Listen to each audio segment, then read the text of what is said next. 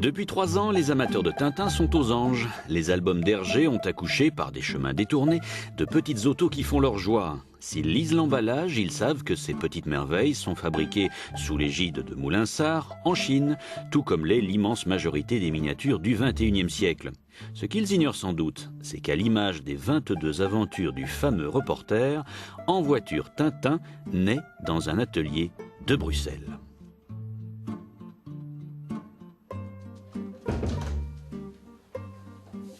C'est évidemment un travail d'adaptation, c'est un travail d'interprétation.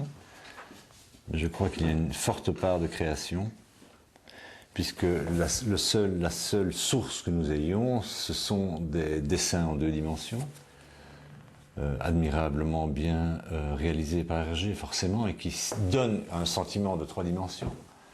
Néanmoins, les 3 dimensions sont absentes et nous devons les restituer. Case départ, au départ des cases, donc. La documentation est complétée afin d'établir un plan détaillé du véhicule tel qu'il apparaît dans l'album.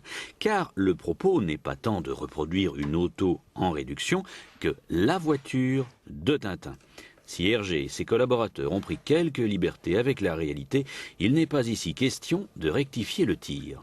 Exactement, c'est vraiment nous, on ne fait pas une Chrysler, on ne fait pas une 2 chevaux, on fait la voiture qui a été dessinée par Hergé.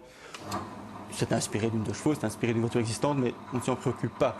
Ce qu'on fait vraiment, c'est reproduire exactement la case, le dessin d'Hergé. Par exemple, dans la 2 chevaux des Dupont, dans les bijoux de la Castafiore, tout des débuts où il freine brutalement et il rentre dans le toit de la 2 chevaux. En fait, Hergé a dessiné la porte arrière avec une grande courbe, alors que la base est tout à fait droite.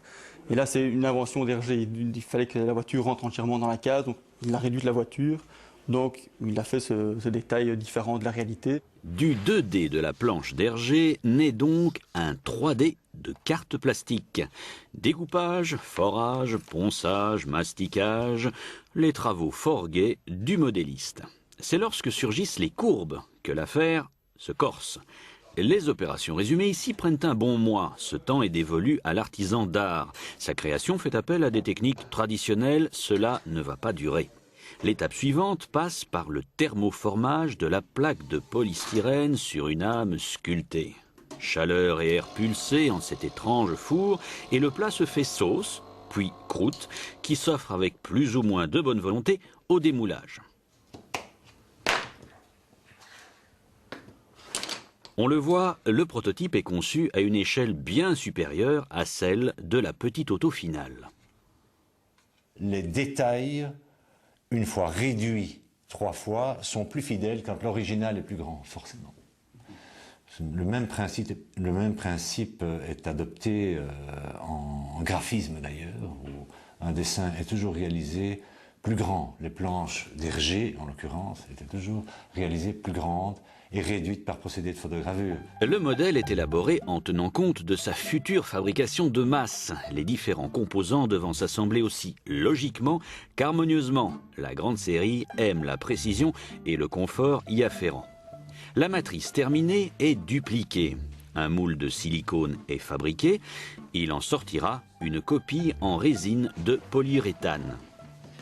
Retouchée, peaufinée, elle partira pour le lointain pays du lotus bleu.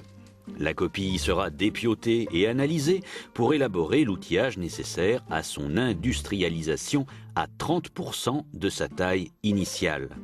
Des moules en acier naissent comme par miracle de la robotique. En sortiront des dizaines de milliers d'exemplaires au 43e en Zamac, l'alliage de zinc, d'aluminium et de magnésium, commun à toutes les petites autos de collection. La question à 4 roues étant réglée, abordons celle des personnages. Le crayon doit ici croquer face et profil des héros que le maître n'a que rarement eu à dessiner anthropologiquement. Il passe le relais à la souris, qui permet de placer une figurine virtuelle dans l'espace confiné du futur véhicule. C'est un fichier informatique 3D que je transmets à un fabricant et qui lui va réaliser la pièce en stéréolithographie, donc qui est une technique de polymérisation d'une résine époxy par croisement de faisceaux laser. Donc la matière va être chauffée par couche de 1/10 de millimètre et au final, donc toutes les couches se superposant, on obtient l'objet complet à l'échelle réelle des voitures, c'est-à-dire celle-ci, hein, donc au 43e. Eh oui, si le couteau et la lime étaient à la fête côté carrosserie, ils ne peuvent désormais prétendre rivaliser avec la stéréolithographie, véritable imprimante en 3 dimensions. Que voulez-vous, le 3e millénaire est déjà vieux de 5 ans. Reproduites à leur tour en métal injecté, peintes avec grand soin, elles trouveront l'exacte place imaginée sur papier par Hergé il y a bien longtemps déjà. Nous sommes obsédés par une forme de conformité à l'image rendue par l'album que l'on ouvre.